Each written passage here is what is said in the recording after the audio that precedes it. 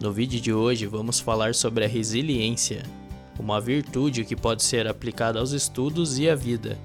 A origem da palavra resiliência vem do latim resiliente, que significa voltar ao estado normal. A psicologia define resiliência como sendo a capacidade do indivíduo de lidar com problemas, superar obstáculos ou resistir à pressão de situações adversas. Na física, a resiliência significa a resistência de um material, mesmo exposto ao choque, à deformação ou à pressão, conseguir voltar à sua forma original ou inicial. De maneira geral, a resiliência significa tornar-se uma pessoa criativa, resistente à frustração e ágil na procura de soluções, se tornando mais forte ainda, o que pode ser resumido em adaptação, recuperação e fortalecimento, conceito também que deve ser aplicado na área da educação. Essa definição traz a ideia de flexibilidade e não de rigidez defensiva, que seria evitar a todo custo problemas e decepções. Em um livro chamado Resiliência, dois professores, Steven e Dennis, descrevem um trabalho no qual estudaram fatores fundamentais de várias pessoas resilientes, que passaram por situações traumáticas. Steven é professor de psiquiatria em uma faculdade de medicina em New Haven e outra em Manhattan. O especialista trabalhou com vários sobreviventes de diferentes traumas. Alguns deles eram prisioneiros de guerra, como a do Vietnã, crianças e adultos expostos à extrema violência, soldados das forças especiais e SEALs da Marinha, treinados para agir em circunstâncias muito perigosas. Ao entrevistar esses sobreviventes, os especialistas perceberam que eles tinham traços comuns de personalidade, que os fortaleciam diante da situação.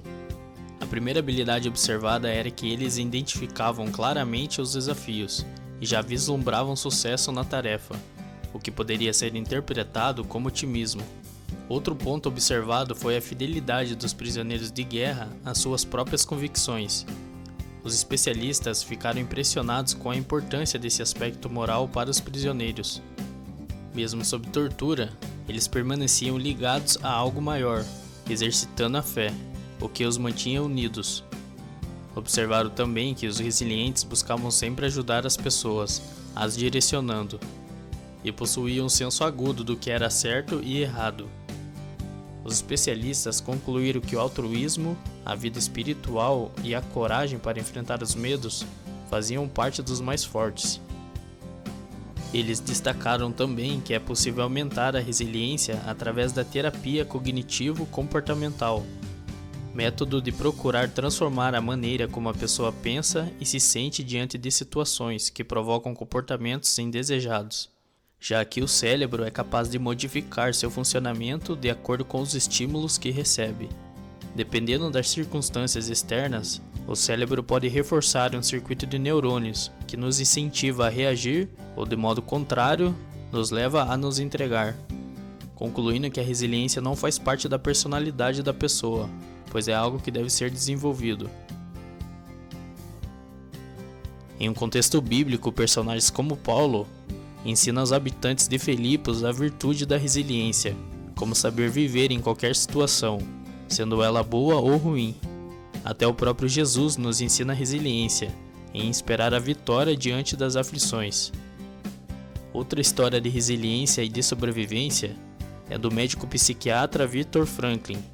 De família judia, ele foi internado e viveu em 4 campos de concentração nazista durante a Segunda Guerra Mundial. Além da fome, frio e tortura, ele perdeu sua mãe, esposa e irmão nas câmaras de gás. Com algumas folhas de papéis roubados do escritório nazista, o psiquiatra começava a escrever aquele que seria o seu livro de maior sucesso. Mesmo depois de todos os eventos trágicos, ele consegue seguir com sua vida, sendo um dos mais renomados psiquiatras do mundo. Também fundou a logoterapia. Um dos conceitos que ele desenvolveu nela foi o otimismo trágico, que seria encontrar forças e esperança para lutar mesmo diante das maiores adversidades. Assim como no primeiro caso apresentado, na logoterapia de Viktor Frankl existia o conceito de suprassentido, aquilo que ultrapassa a compreensão do homem. Ele observou que no campo de concentração, o homem poderia lhe tirar todas as liberdades, menos a liberdade de assumir uma atitude alternativa.